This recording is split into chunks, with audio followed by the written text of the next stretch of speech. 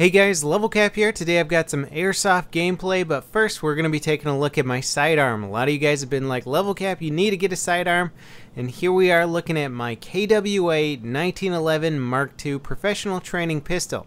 Now this gun is a gas blowback gun, meaning that KWA was able to design this weapon in a way that it's going to perform exactly like a real pistol in terms of all the loading mechanisms, how you put the safety on, how you cock the weapon. Everything about this gun is going to perform exactly like the real version would, except for the fact that you're shooting BBs instead of bullets. One of the coolest things about this weapon is that after you finish firing all the BBs out of a mag, the slide will remain open, just like a real pistol. It's a very cool feature, and it lets you know when you're out of ammo. Now to carry this pistol, I have a G-code drop leg holster. This thing is awesome. It mounts on your leg, and it's got a very protective hood on top there, which I can press down with one single button, which will allow me to release the pistol very quickly. It's a great retention mechanism for keeping the pistol snug in there and making sure it's not going to fall out when I'm running around in the dirt. I'm extremely happy with the build quality of this holster, and it's also set up with a special RTI system, which means that I can take the pistol holder off of the leg mount and actually mount it onto, say, the MOLLE webbing on my vest if I want. I can put it in different areas, so if at a later point I decide I don't want to mount it on my leg, or if I want to get two pistols and I want to mount one somewhere else, I have a lot of options with the whole RTI system. Now I picked up both the pistol and the holster from Airsoft GI, and if you guys are curious to know a little bit more about the pistol or holster, I'm going to put the links to the products in the video description, so just check down below if you want to know more about these two items. As you can see here, the pistol holder is on my leg. I'm running around at SC Village. This is for Operation Black Shield, and I really wasn't aware of the pistol for the most part when I was running around in the forest and doing different things. It's just always there at your side when you need it, but you really don't think about it. It doesn't feel cumbersome. The only time that you might notice it is if you try and brush up against something and it sort of knocks against it. But other than that, it was a very easy to use system. Now later in the day, I decided to take a little break from Operation Black Shield and come play some pickup games at SC Viper, which is in the same field. They're just a different group of games going on, and I wanted something that was a little more fast-paced and shorter game modes.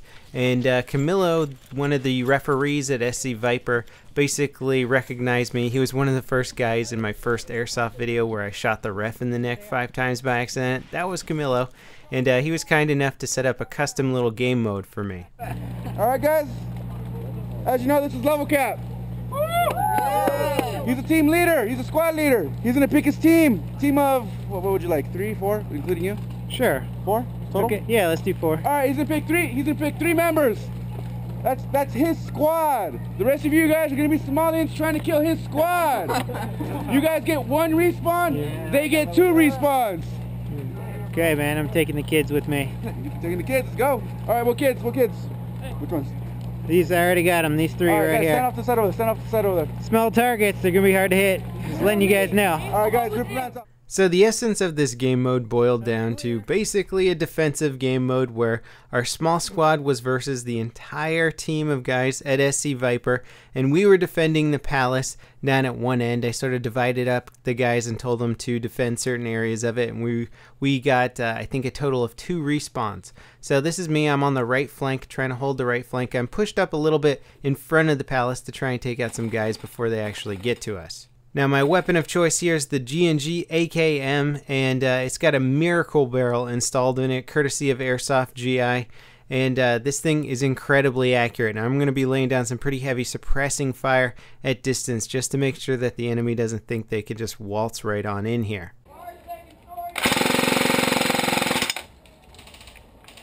Now my job, aside from holding down the right flank, is to not make my position aware to enemies unless I know I can kill them. So I'm only taking shots at guys that I have a pretty good feeling that I can actually hit here. Now unfortunately, I'm going to be having some trigger contact issues with my actual assault rifle, making it very difficult to fire in a second here, and you're going to notice a few targets that pop up in my view that I'm just pulling the trigger and the gun's not firing. But it is going to give me some opportunity to use my 1911.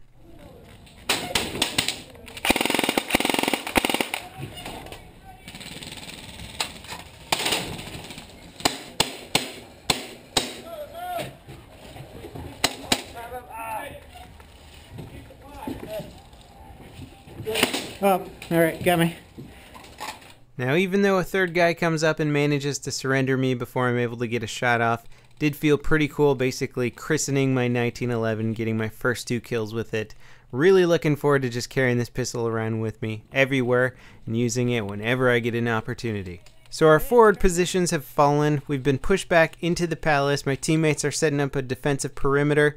I'm pushing over to the right side of the palace to try and still hold my side, make sure we don't get overrun. And there's tons of guys just knocking at the doors.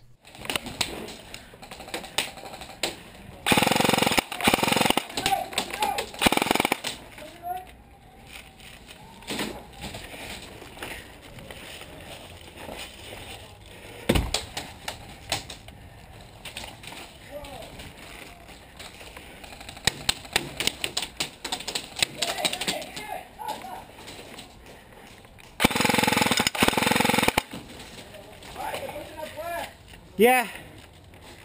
Just told them. Watch out, this has been watched. Yeah, put fire down on him, then I'm gonna peep this on him. Sorry.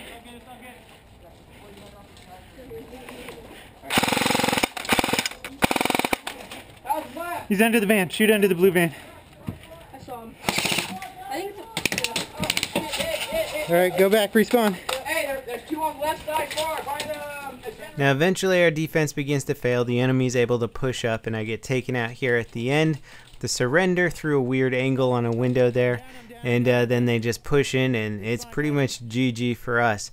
But I gotta give Camilo a big shout out for setting up this game mode and my squad mates for putting up a hell of a fight and using great communication and teamwork the whole time through. Now I've switched back over to Operation Black Shield. This was all in the same day, by the way. I kind of switched a little bit between playing on some of the smaller maps, going back to Operation Black Shield, which was a huge game that Giant Sports put on. And Giant Sports actually organizes and owns a bunch of airsoft fields and paintball fields, SC Village being one of them and being one of my personal favorite fields.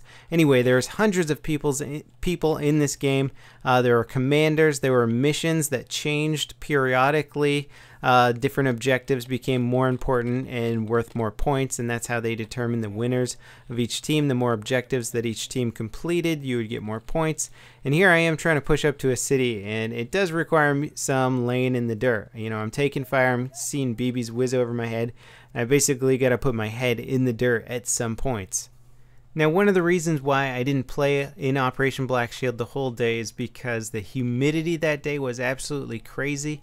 And my goggles were fogging a little bit to the point where I felt like I needed to wipe them out every now and then, but the field was so big that it took a long time to get all the way back to deployment to a safe zone where I could take off my goggles and clean them. So I played a bunch of the shorter games where after each round I could take off my goggles and clean them out a little bit, but I got some advice again from Camilo, who suggested tearing off some of the foam on top of my goggles, which is good for keeping out dust in, say, a dust storm, but it also traps in moisture, and once I did that it actually helped out a lot, and I was able to see a lot more action. Ultimately, I had a really fun time at this event, and just playing more and more gets you a better feel for what kind of gear works well with you. Figured out what kind of pistol holsters I like, I figured out what kind of goggles I like, what kind of primary weapons I like, and it's helping me sort of customize my own sort of style and loadouts that I really like. It's going to help me out a lot in upcoming games. And speaking of upcoming games, I'm going to be at Tim vs. Bob next month. I believe it's on the 10th of August. And if you want to play in that game with me, it's in Northern California. You can register for it on airsoftgi.com. Just click on the big banners on the side of the page for Tim vs. Bob 5. I think it's going to be an awesome game. It's 125 players versus another 125 players in a huge warehouse with tons of buildings where you can fight inside the buildings, outside the buildings. They even have a airplane replicated, and you can go inside a passenger airplane and have firefights inside of this passenger airplane, which sounds absolutely insane. Really looking forward to that game and any other cool airsoft events that seem to come around. Now, as far as Operation Black Shield goes, let me show you the most help I was to my team in the entire day. Thanks for watching this video, guys, and I'll see you next time. This is LevelCap, signing off. Hey, guys in the brush right here. Look to your left. Look to your left. Guys at your 12, right through the brush. Hey, is this a major problem? Yeah. Unplug your battery, man. Unplug it now. Your boss is right. Screwdriver. Give it. Climbing on It's in the stock. I have to get a screwdriver to get it out. Hey, what, Phillips? Or, does this work? Flat. Yeah.